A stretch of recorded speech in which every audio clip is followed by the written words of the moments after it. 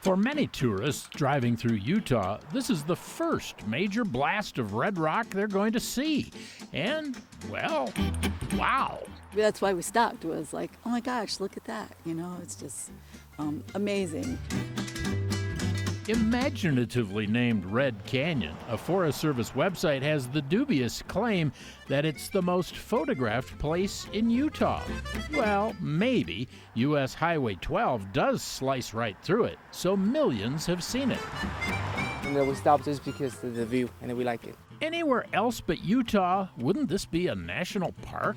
Oh, probably, but yeah, because we have so much here. In Utah, it's just another roadside attraction. They can't make it all national park.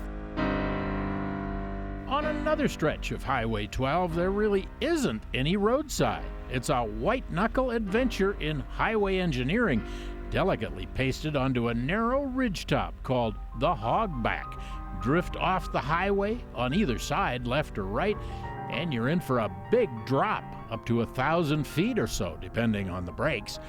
If you're faint of heart, well, maybe you should be vacationing in Kansas. Here's one of the least crowded stretches of interstate highway you'll ever see, I-70 through the San Rafael Swell.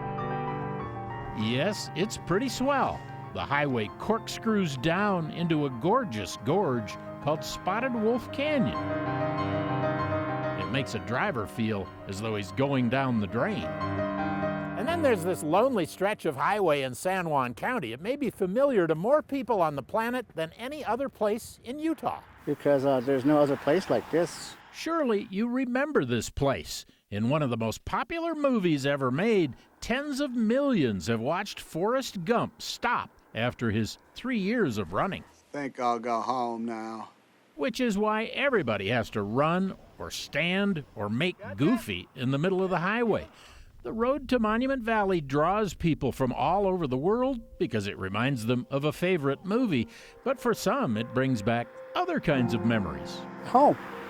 Actually, it's really just home, really. And it's such a special place, and to a lot of us, we're very fortunate that we're from here. Not far away is one of the most amazing views you can get outside of a national park.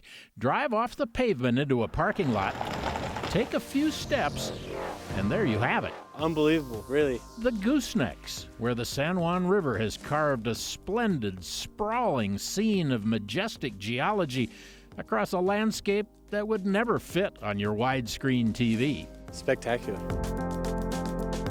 And finally, if you haven't found enough thrills, take a relaxed drive across a very flat section of desert on paved State Highway 261.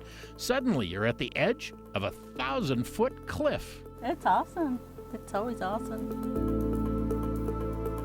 The pavement just stops, and there are only two survivable ways down. You can jump off with a parachute or make your way down the unpaved Moki dugway. It's a bird's nest of tight curves and steep drop-offs, pretty much guaranteed to terrify the average driver from, say, Iowa. Some say it's the scariest road in Utah. Maybe to some people, but us local, I don't think so. So that's our brief survey of the wow factor. If you've driven here much, you probably have your own top 10 list.